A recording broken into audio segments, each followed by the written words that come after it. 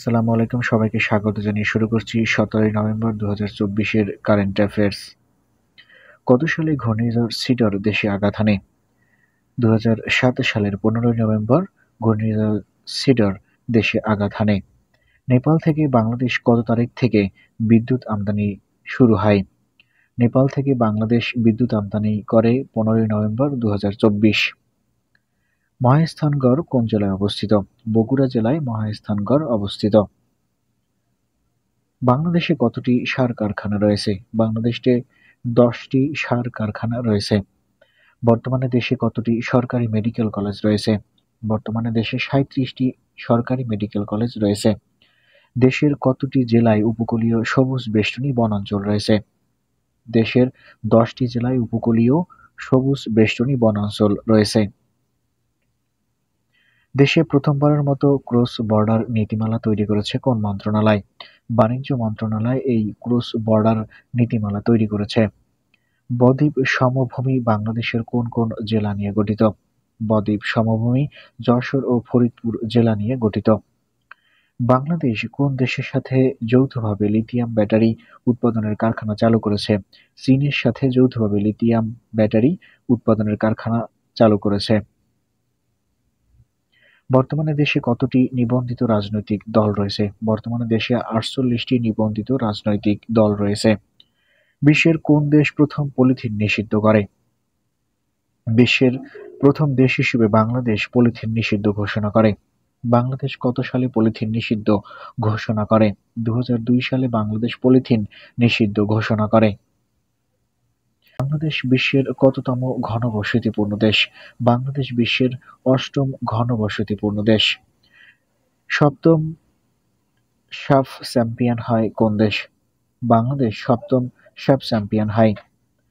সপ্তম সাফ চ্যাম্পিয়নশিপের সেরা খেলোয়াড় নির্বাচিত হন কে? ঋতুপর্ণা চাকমা সপ্তম সাফ নারী চ্যাম্পিয়নশিপের সেরা খেলোয়াড় নির্বাচিত হন। 76-এর মন্বন্তর কবে সংঘটিত হয়? 1176 খ্রিস্টাব্দে 76-এর মন্বন্তর সংঘটিত হয়। আসাদ গেট কত সালের ঘটনার সাথে জড়িত? 1969 সালের ঘটনার সাথে বা আন্দোলনের সাথে আসাদ গেট সম্পর্কিত। বাংলাদেশের সর্ববৃহৎ ফিল্ম সিটি কোথায় অবস্থিত? গাজীপুরের কবিরপুরে বাংলাদেশের সর্ববৃহৎ ফিল্ম সিটি অবস্থিত। প্রজনন মৌসুমে কতদিন ইলিশ মাছ ধরা নিষেধ থাকে? 22 দিন প্রজনন মৌসুমে ইলিশ মাছ ধরা নিষেধ থাকে। দক্ষিণ কোরিয়ার প্রেসিডেন্টের সরকারি বাসভবনের নাম কি? ব্লু হাউস হচ্ছে দক্ষিণ কোরিয়ার প্রেসিডেন্টের সরকারি বাসভবন। জ্বালানির কারণে পৃথিবীকে উত্তপ্তকারী কার্বনের নিঃসরণ গত বছরের চেয়ে কত শতাংশ বেড়েছে? গত বছরের চেয়ে 0.8% বেড়েছে। প্রবাসীদের জন্য কবে প্রবাসী লাউঞ্জ উদ্বোধন করা হয়? 2024 সালের 11ই নভেম্বর প্রবাসীদের জন্য প্রবাসী লাউঞ্জ উদ্বোধন করা হয়। দেশের প্রবাসী লাউঞ্জ কোথায় অবস্থিত? হযরত শাহজালাল আন্তর্জাতিক বিমানবন্দরে প্রবাসী লাউঞ্জ অবস্থিত। কে প্রবাসী লাউঞ্জ উদ্বোধন করেন? প্রধান উপদেষ্টা ডক্টর মোহাম্মদ ইউনূস প্রবাসী লাউঞ্জ উদ্বোধন করেন। বাংলাদেশের কোন নদীটি দীর্ঘপথ অতিক্রম করেছে? বাংলাদেশের ব্রহ্মপুত্র নদীটি দীর্ঘপথ অতিক্রম করেছে। বর্ধমান হাউস কোথায় অবস্থিত? ঢাকায় বর্ধমান হাউস অবস্থিত। 3 বিঘা করিডোর কোন নদীর তীরে অবস্থিত?